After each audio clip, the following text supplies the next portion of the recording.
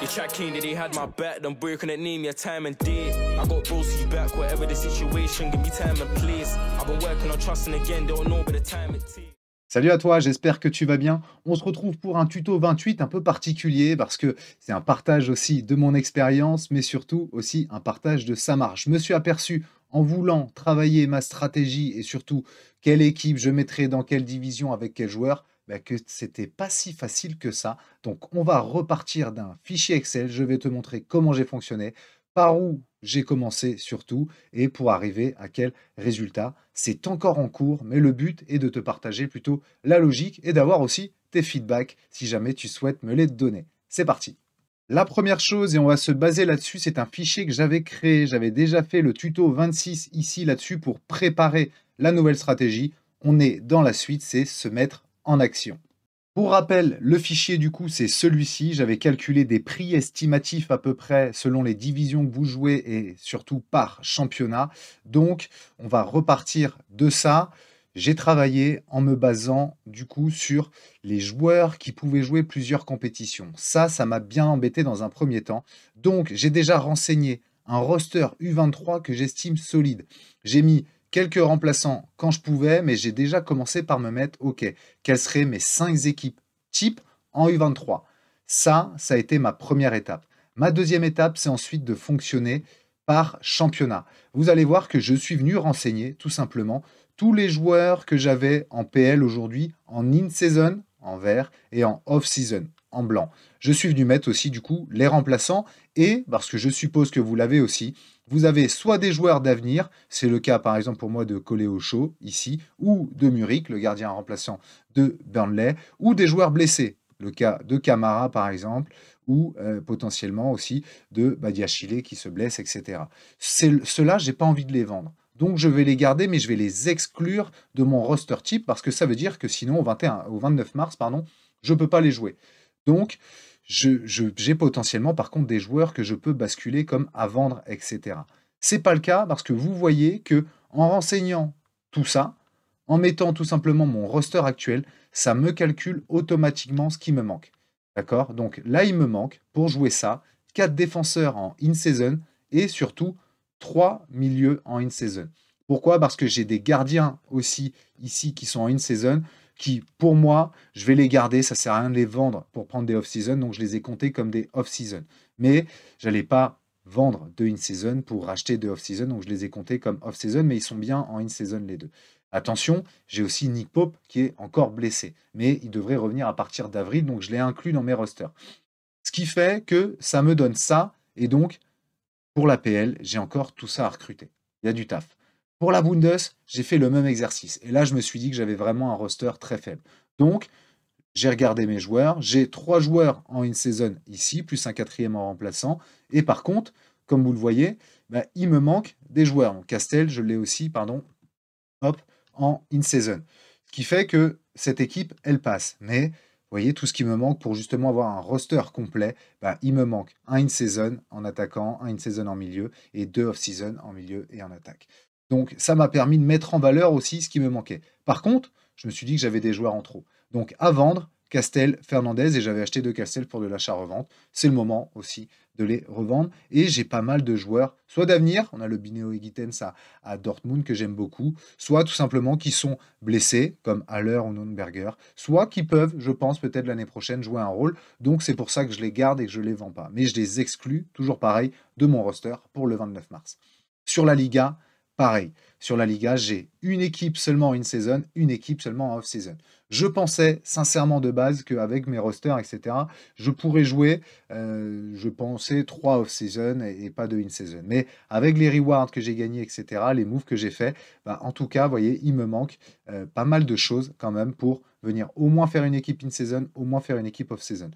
Si j'avais eu bien sûr plus de joueurs, j'aurais fait 2 équipes, etc. Mais déjà, rien que ça me demande d'aller chercher, comme vous le voyez ici, 4 joueurs supplémentaires sur le marché. Je décide par contre de vendre 3 joueurs. Ce qui fait qu'une fois que j'ai fait mes U23, une fois que j'ai fait mes 3 spécialistes, je peux regarder ce que j'ai en champion. Et là, pareil, ça m'a fait bizarre de voir ce que j'avais en champion, tout simplement parce que si je veux jouer au moins 2 in-season et 2 off-season, je me pensais beaucoup plus équipé que ça, notamment avec ma Ligue 1 et ma Serie A, bah, il me manque quand même pas mal de joueurs et notamment des gardiens. Donc, je suis venu mettre toujours pareil, les joueurs d'avenir ou blessés, avenir ou les gardiens remplaçants aussi, hein, par exemple, ou des joueurs blessés. Et je suis venu remettre aussi des joueurs que j'ai décidé de vendre parce que je ne les trouvais pas assez costauds pour mon roster en tout cas. Ce qui fait que j'ai quand même, comme vous voyez, pas mal de recrues à faire, notamment en champion. J'ai commencé à dégainer, je vous propose de regarder. Je vous avais dit, pour ma Bundes, il m'en manquait pas mal et j'avais des joueurs à vendre. Bah, je suis venu les vendre tout simplement, mes deux Concastel, mon Edmilson Fernandez, et j'ai dû rajouter du cash, bien entendu, pour les trader. Vous voyez, contre des joueurs que j'estime être bientôt titulaires, hein, ou de retour de blessure, ou des joueurs qui sont titulaires tout simplement, plutôt milieu et plutôt attaquant. Je suis venu compléter, bien entendu, selon ce que j'avais identifié ici. Je vous propose de regarder en faisant la modif. Comme vous le voyez, du coup, je suis venu enlever les joueurs que j'avais mis à vendre et j'ai rajouté tous ceux que j'avais recrutés. Ce qui fait que ça actualise, j'ai actualisé aussi ici mon roster et donc il me manque pas grand-chose, vous voyez, en carte. C'est-à-dire que je suis quasiment tout pile par rapport au roster que j'ai identifié. Par contre, pour bouger, je vais remettre du coup la croix qui est un off-season en défenseur ici. Et là, j'ai plus qu'à venir choisir qui je vais jouer tout simplement.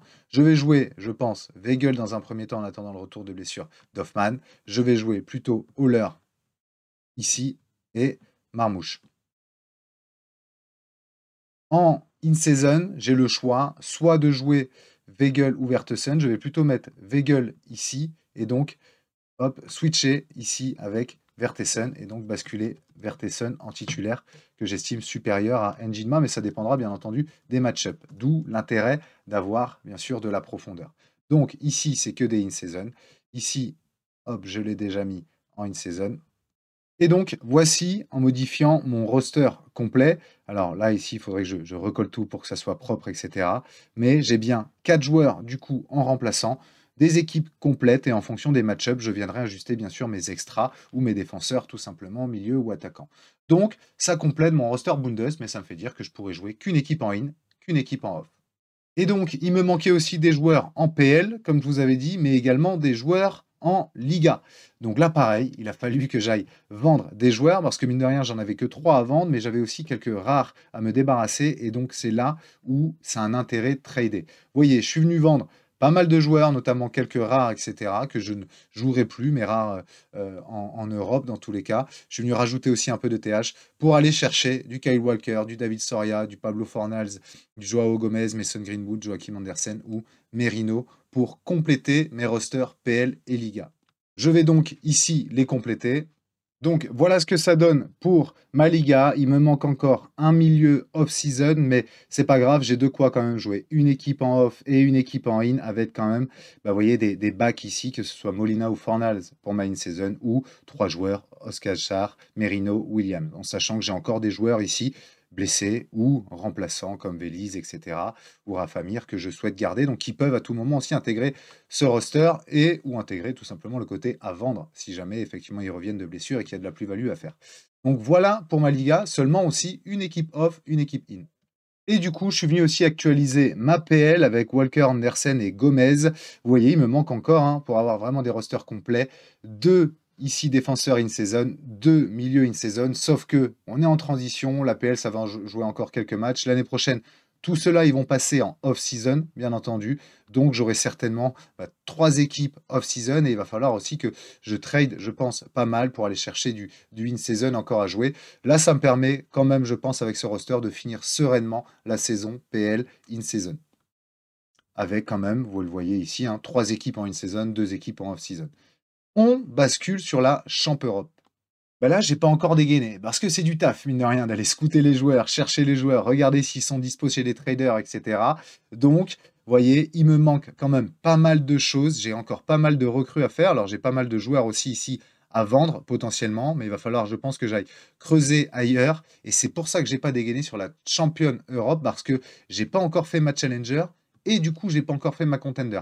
Mais je sais que j'ai beaucoup de joueurs en Challenger et beaucoup de joueurs en Contender. Donc, je devrais pouvoir remplir pas mal les rosters et donc, du coup, aussi avoir pas mal de joueurs à vendre. Fort de ces joueurs à vendre, je pense que je les traderai pour, du coup, venir muscler ma championne et essayer d'avoir, bah là, j'ai essayé de faire le maximum, mais vous voyez, rien que là, avec 2 équipes et 2 équipes, il me manque quand même pas mal de joueurs. Donc, je pense que la championne, je vais rester là-dessus, 2 équipes et 2 équipes. En Chal, on verra ce que je peux jouer et en contender, on verra aussi ce que je peux jouer en fonction des cartes in-season, off-season, etc. Donc, j'espère que vous avez compris la méthodo, compris aussi la logique. Je suis bien parti de ma U23 pour vraiment sécuriser aussi les joueurs que j'avais en U23. Et si vous regardez, je ne les ai pas du tout intégrés dans mon roster Europe. Par exemple, si je ne dis pas de bêtises, Chevalier, il pourrait être dans ma champion en gardien. Mais je ne l'ai pas mis. D'accord? Pour être sûr, en tout cas à chaque coup, de pouvoir jouer, bien entendu, une U23 et également une championne, etc. Ça ne veut pas dire que Chevalier, si j'ai d'autres gardiens U23, il ne peut pas basculer un moment en champion, etc. Donc, l'exercice, il est assez complexe, notamment pour les U23 qui peuvent jouer et en champion et en PL, etc. Il y a pas mal de réflexions à avoir. J'espère que ça vous a aidé. N'hésitez pas à me dire, bien sûr, en commentaire ce que vous en avez pensé. Et puis, bah, dans tous les cas, on se dit à très vite pour soit suivre l'aventure, soit pour de prochains tutos, et puis surtout pour vous montrer la finalisation de ce fichier-là. À très vite, salut! And I've always been DTP, I've never been CLB like